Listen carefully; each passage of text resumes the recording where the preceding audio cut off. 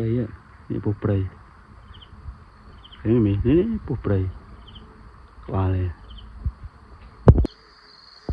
ปูขึ้นปูเนี่ยบ่าเลยเงาะ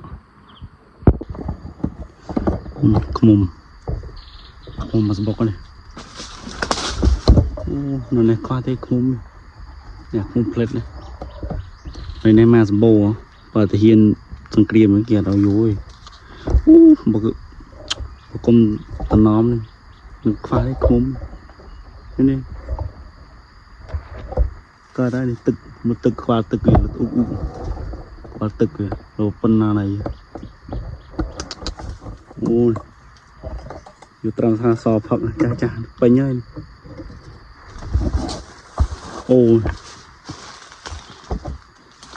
bây con tôi đào rô sạch để mồm này đang ngặt sạch